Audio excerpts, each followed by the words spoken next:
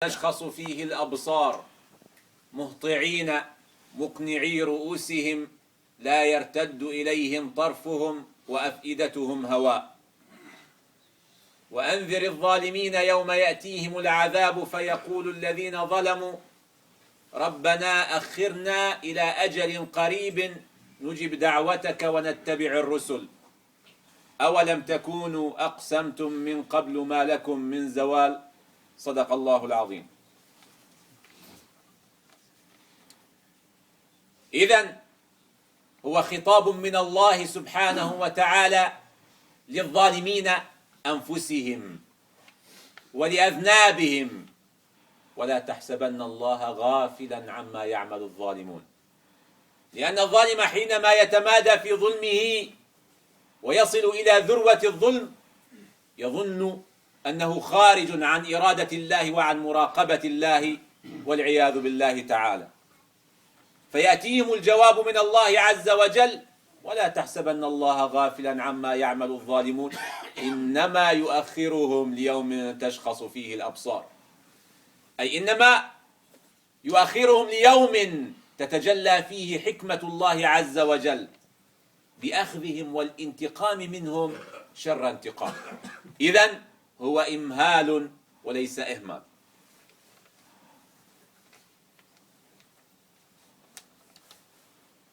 ومن أظلم الناس أيها الإخوة إذا لم يكن أظلمهم على الإطلاق هو من يحارب الله عز وجل ومن يحادد الباري تبارك وتعالى. قال عز وجل: إنما جزاء الذين يحاربون الله ورسوله ويسعون في الأرض فسادا أن يقتلوا إلى آخر الآية. ويقول سبحانه وتعالى: أولم يعلموا أنه من يحادد الله ورسوله فأن له نار جهنم خالدا فيها ذلك الخزي العظيم. والمحادة أيها الإخوة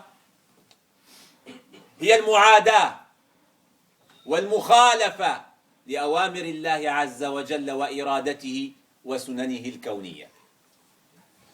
إذن من يخالف الله عز وجل، من يعادي الباري تبارك وتعالى، من يقف ضد إرادة الله عز وجل وسننه، فإن له نار جهنم والعياذ بالله خالدا فيها أبدا، وله خزي عظيم في الدنيا قبل الآخرة. ومن أعظم سنن الله عز وجل التي تتجلى فيه إرادته هي وحدة هذه الأمة الإيمانية وحرمة دم إنسانها حرمة مطلقة. يقول النبي صلى الله عليه وسلم مجليا ذلك: مثل المؤمنين في توادهم وتراحمهم وتعاطفهم كمثل الجسد. وهل رأيت وحدة أعظم من وحدة الجسد البشري وتكاملا أجلى من تكامل هذا الجسد؟ لذلك عبر النبي صلى الله عليه وسلم عن وحدة هذه الأمة بوحدة الجسد. أما في حرمة دم الإنسان المطلقة في شرعنا فيقول صلى الله عليه وسلم: لو أن أهل السماوات وأهل الأرض اجتمعوا في قتل مسلم، تصور أهل السماء وأهل الأرض اجتمعوا في قتل مسلم لأكبهم الله على وجوههم في النار ولا يبالي. إذن وحدة الأمة أيها الإخوة وحرمة دم الإنسان هي إرادة الله عز وجل وأعظم سنة من سننه في أرضه. من خالفها ووقف في وجهها بل وحاربها فله نار جهنم خالدا فيها أبدا وله خزي عظيم في الدنيا قبل الآخرة.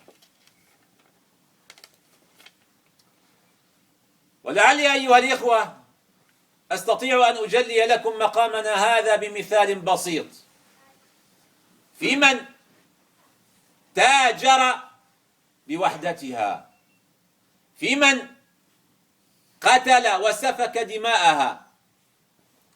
أقول أيها الإخوة إن قضية الشعب الفلسطيني هي قضية قديمة حديثة، وإن لعنة هذه القضية ما زالت ولن تزال تلاحق الأقزام في قصورهم الجمهورية والملكية، لتضعهم في نهاية المطاف في أنابيب الصرف الصحي مكانهم الطبيعي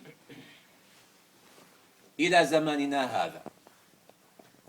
فكم تاجروا بهذه القضية، وكم سفكوا دماء في سبيل لعبة السياسة القذرة، وهم يدعون أنهم أصحاب القضية الفلسطينية. إن لعنة الأرواح التي أزهقت وتاجروا بها قديما وحديثا لن تزال تلاحقهم إلى أن يرث الله سبحانه وتعالى الأرض ومن عليها.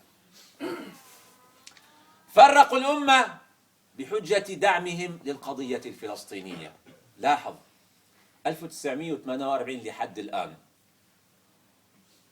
كم تفرقت هذه الأمة على يد ساستها بحجة دعمهم للقضية الفلسطينية. كيف؟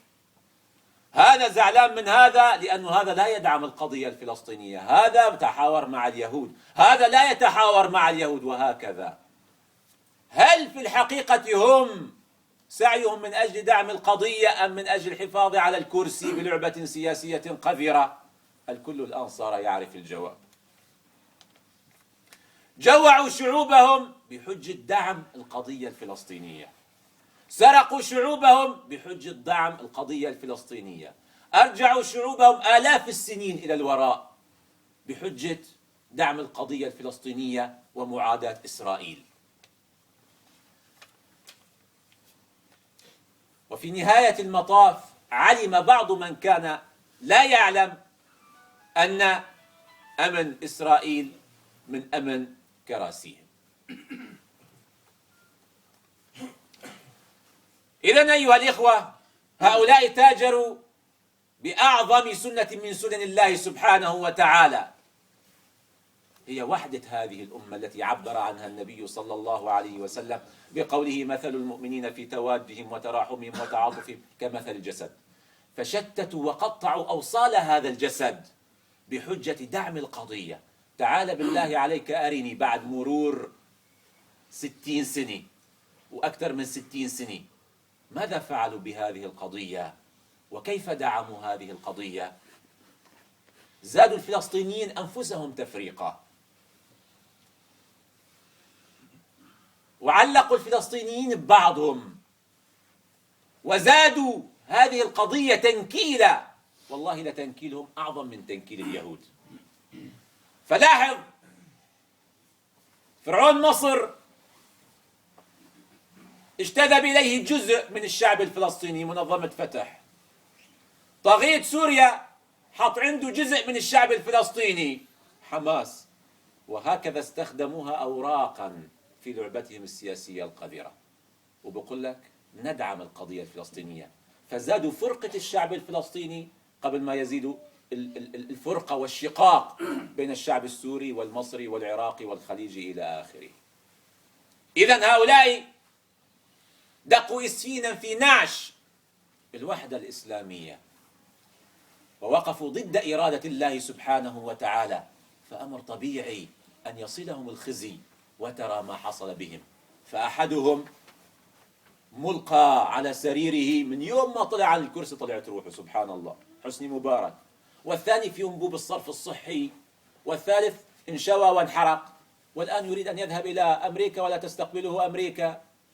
والرابع صار مهزلي للعالم، بشار الأسد مسخرة للبشر كلياتها، وهكذا. فهذا هو الخزي الذي تكلم عنه الله سبحانه وتعالى وأصدره في حق كل من يقف ضد إرادته. هنا قد يسأل سائل فيقول: طيب يا أخي، عندكم في سوريا النظام لماذا يناضل من أجل القضية الفلسطينية ونص سوريا طائرة محتلة، الجولان ولواء اسكندرون؟ نقول له: نعم كلامك مضبوط، لكن يعني مقتضيات الممانعة والمقاومة والاستراتيجيات والأبعاد السياسية ويعني هي كلها بتخلينا من كلام المسخرة اللي نسمعه على الأخبار. نقول الجواب بكل بساطة أيها الإخوة: هم العصابة في سوريا لا تريد لأحد أن يبحث في تاريخ بين قوسين احتلال، الحقيقة تأجير. وبيع الجولان ولواء اسكندرون. فلذلك بقول لك خيو هناك في يهود ومعروف كيف صار الاحتلال، فتعالوا نناضل من أجل تلك القضية لأنها قضية نظيفة. شعب مضطهد حقيقة محتل، واليهود احتلوا فلسطين. أما هنا إذا دخل الناس وصاروا ينادوا، إذا نادوا هم بالجولان ولواء اسكندرون ورجعت الناس إلى التاريخ لتعرف ماذا حصل في الجولان وماذا حصل في لواء اسكندرون، فضايح بتصير. لا خيو، خلينا بعيدين عن الفضايح، فنخفي ومنخبي ونبتعد عن قضية الجولان ولواء اسكندرون، لأنه فيها شبه سياسية كبيرة جدا، فيها بيع وفيها شراء وفيها تأجير، ننفضح ونتاجر بقضية فلسطين، القضية البريئة، القضية المسكينة التي ظلمت من كل الأنظمة العربية، وكان شر هذه الأنظمة على القضية الفلسطينية أقسم بالله أكبر بكثير من شر إسرائيل عليها. إذن هذا هو السبب لعدم طرح النظام العصابة في سوريا لقضية الجولان وقضية لواء اسكندرون، وإخفاء هذه القضية عن العالم، لأنها أجرت وبيعت على زمن المحفور له حافظ أسد الله رحمه الله.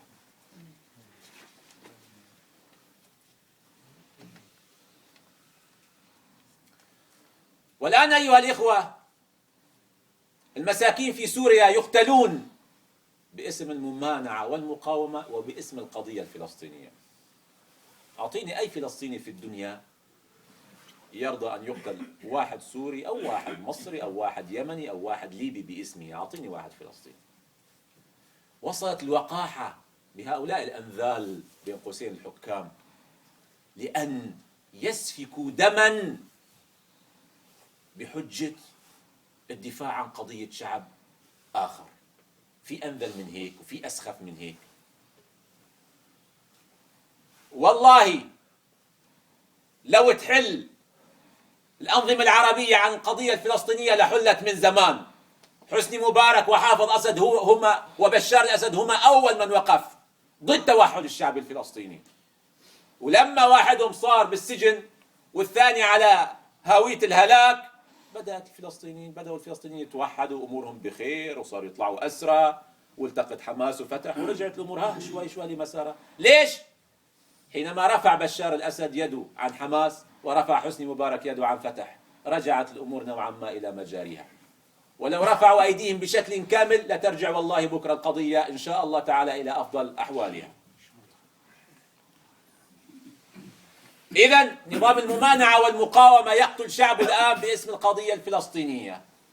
هذه مؤامرة على النظام في سوريا لأنه يقف مع القضية الفلسطينية، فبالتالي كل من يقوم ضده هو متآمر وعميل يحق له أن يقتله. مؤامرة.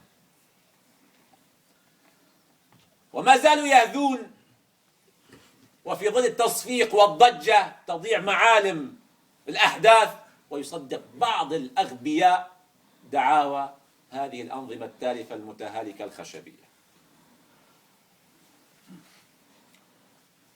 إذن أيها الإخوة، وحدة الأمة لم يرعوها، كرامة الإنسان داسوها، دمه سفكوه، فأمر طبيعي أن ترى هذا الخزي الذي حل بهم في عام واحد. شوف سبحان الله السنة هاي كيف الله سبحانه وتعالى ذلهم جميعا من دون استثناء. وهناك أنظمة الآن تهتز عروشها على طريق الثورات العربية والربيع العربي. إذن أستطيع أن أرجع لكم السبب بالمتاجرة في أعظم قضايا الإسلام اللي هي وحدة الأمة، وفي القضية الفلسطينية التي كانت وما زالت قضية العرب والمسلمين الأولى. وأستطيع أن أرجع لكم السبب الآخر في ذلهم وخزيهم إلى سفكهم للدماء التي قال فيها النبي صلى الله عليه وسلم: لو أن أهل السماوات وأهل الأرض اجتمعوا على قتل مسلم لأكبهم الله على وجوههم في النار ولا يبالي. حينما سفكوها كانت لهم خزيا وعارا في الدنيا ونارا والعياذ بالله في الآخرة. نقول للإخوة العرب جميعا: إياكم أن تتاجروا بقضية الشعب السوري كما تاجرتم في قضية الشعب الفلسطيني، فتحولوها إلى قضية أخرى وتمتد السنوات ويكون إثمها في رقابكم، إياكم ثم إياكم. ونقول للمراقبين العرب: إذا جئتم إلى سوريا من أجل أن تحصوا عدد القتلى فشكرا والله نحن قادرون على إحصاء قتلانا، وما زال أهل الخير يشترون لنا أكفانا لقتلانا، لسنا بحاجة. إذا كنتم جئتم فقط من أجل ذلك. وإذا كنتم جئتم إلى سوريا لتروا حقيقة الموت فانظروا إلى حقيقة الموت في ضمائركم، لأن ضمائركم الميتة هي من تقتل شعوبنا في سوريا وفي غير سوريا. واعلموا أن الله سبحانه وتعالى سوف يحاسبكم حينما تذهبون إلى سوريا من دون ورقة وقلم، ليقول واحد من الثوار أعطيني ورقة وقلم لسجل. إذا ما في مصاري عند الجامعة العربية لتشتري آلة تسجيل تسجل الفظائع في سوريا، فنحن جاهزون كي نقتطع من جراح شهدائنا، من لقمة أطفالنا، من دواء مرضانا، ونشتري لهم جهازا للتسجيل لكي يسجلوا فيها مآسينا. ألهذا الحد وصلت الأمور بالعرب وبالجامعة العربية، مهل بعد مهل، وبالأخير يرسلون لنا لجنة مراقبة ما معها آلات تصوير، بدها ورقة وقلم، يروح متظاهر على البيت يجيب لهم ورقة وقلم مشان يسجلوا المعلومات. هل بقيت مسخرة وراء هذه المسخرة؟ لذلك نقول: التاريخ رقيب والله شهيد، وإياكم والمتاجرة بدماء الشعب السوري كما تاجرتم بدماء الشعب الفلسطيني في لعبة السياسة القذرة. أقول قولي هذا وأستغفر الله لي ولكم.